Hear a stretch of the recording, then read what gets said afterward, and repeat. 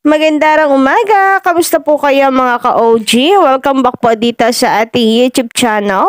Andito na naman nga po ako, si Gandara, ang nagmamaganda po ninyong Collegiate Recads na maghahatid sa inyo ng mga latest update and fresh happening single po sa TVJ and legit Recads. Syempre mga ka-OG, panibagong araw, panibagong video, panibagong reaction video na naman ang atin pong pagsasaluhan.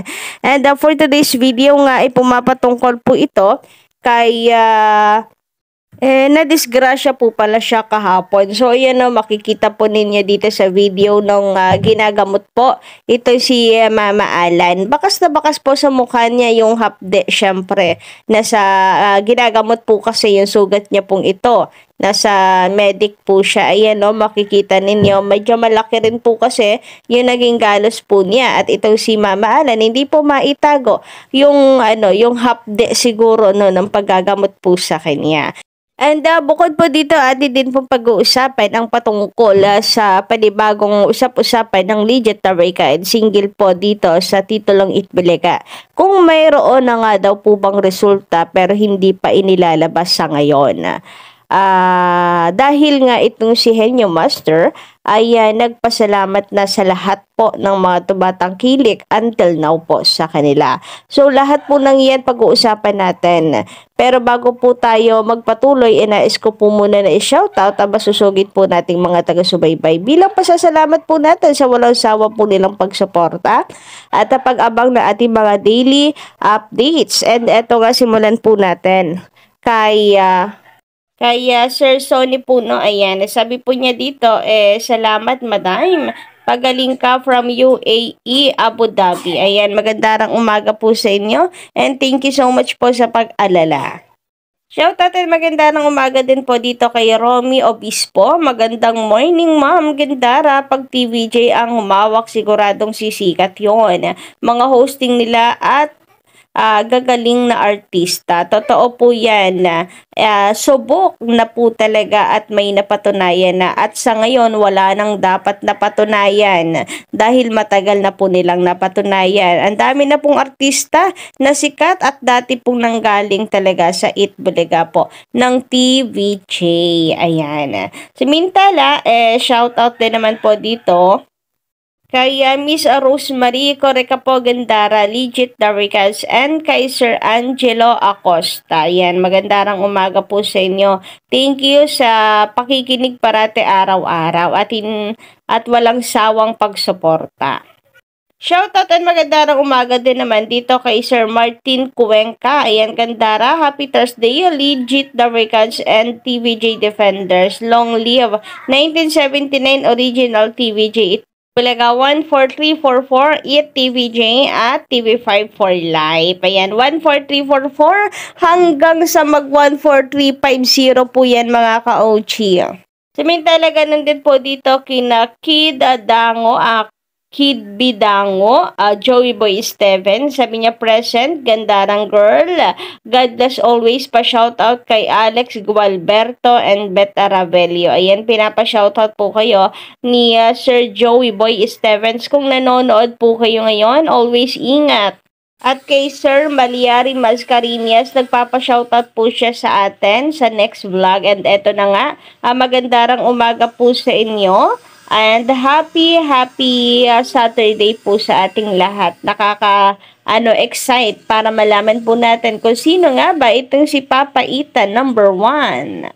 Kayo po ba guys, meron na po ba kayong mga hula kung sino po ito? Pwede pong si Kuya Ryan naman, sana para naman makita po natin yung talento rin ni Kuya Ryan. Kasi for sure, bagay po ito sa kanya. Kayo po ba ka-OG, sinong hula nyo? Baka mamaya, gulatin tayo. Si Bossing Vic pala, kasi naalala ko dati. Ay nag-iibang karakter din po itong si Bossing. So mamaya ay tingnan po natin, tapos biglang mamaya meron na naman po palang kasama, no? Itong si Bossing, nako. Panibago na naman pong trending sa social media ito mamaya.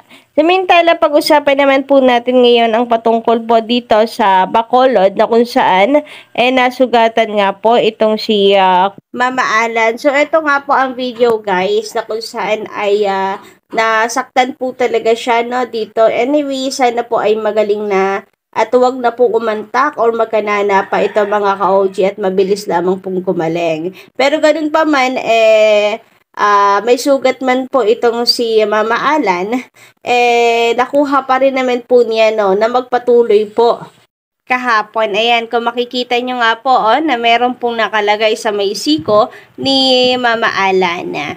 Ibig sabihin ay talagang nagpatuloy pa rin po itong sila. Kung sa bagay ay sa dami na po ba namang pinagdaanan ni Mama Alan sa buhay niya, di ba? Eto kaya hindi niya maano, and very professional po itong mga ito. So kahit nagkaganyan, tuloy-tuloy lamang mga ka-OG. Hindi naman po major. But anyway, sana nga sabi ko ay wag na po umentak or magkanana pa po ito. Para hindi po lagnatin or something na po pwede pong dahilan para makapag-absent sa EAT si Mama Alan. Samantala, pag-usapan naman natin ngayon ka-OG ang patungkol sa Itbulaga trademark na kung saan walang katapusang usap-usapan kung ano na nga ba.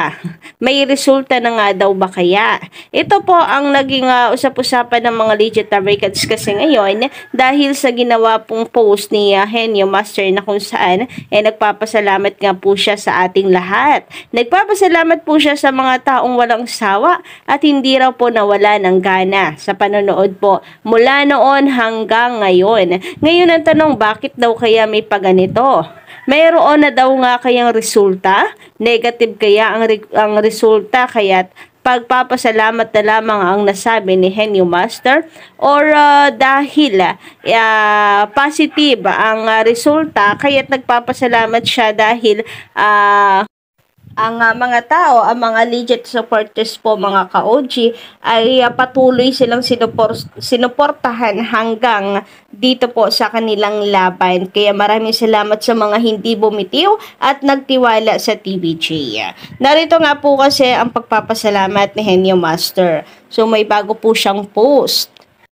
Sa mga nakasama namin sa humigit kumulang na 15,000 pananghalian. Ako nung una na lito pa, akala ko 15 years. Sabi ko 15, di ba 15 yun? 15 years. Pero ano pala, 15,000 pananghalian. Ibig sabihin ay 15,000 days ng pananghalian. Baka isa rin kasi kayo sa mga nalito. Mula kay Contasha hanggang kay Atasha.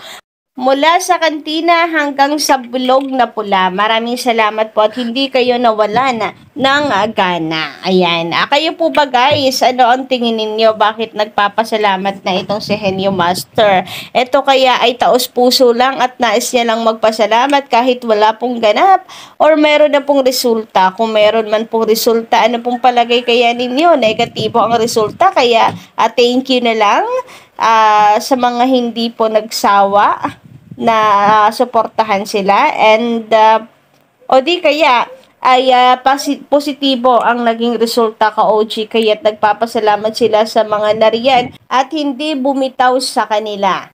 Mula pa una hanggang ngayon na nasa bilog na pula na sila which is ang TV5. But anyway, meron man po o walang dahilan mga ka-OG, basta taos puso lang ang pagpapasalamat dito si Henyo Master, ay ganun din po ang ating sasabihin na rin sa mga legit na supporters po ng TVJ. Thank you so much. Nakasama po namin kayo sa laban po na ito hanggang sa maipanalo ng TVJ, hanggang sa mauwi po sa TV5 ang titulong Itbulaga. At patuloy na susuportahan kahit na andoon na sa TV5 po ang Itbulaga. Hindi po tayo magsasawa. Kaya maraming salamat na kasama namin po kayo. At the same time sa mga walang sawa rin pong sumusuporta sa amin na nagbibigay po ng mga updates single po sa Digit Records. Siyempre, marami pong mga tao ang nagsasabi na ang TVJ ay sininumos na nga po yan sa Itbulaga at vice versa. Pag sinabing Itbulaga, TVJ ang nasa isip. Pag sinabing TVJ, Itbulaga at hindi po yan mawawala at hindi po maitatanggi mga ka-OG. Ultimo nga po, 'di ba, ang mga halusos, yun din ang paniniwala. Pero tingnan nyo naman ngayon, mukhang kanila ng kinakain yung sinasabi po nila dahil umabot na nga po talaga sa very personal na laban po ito para sa titulo pong Itbulaga. So, yun lang po muna ng update natin ngayon mga ka-OG. Don't forget to click the subscribe button and notification bell para po sa iba pang mga balita.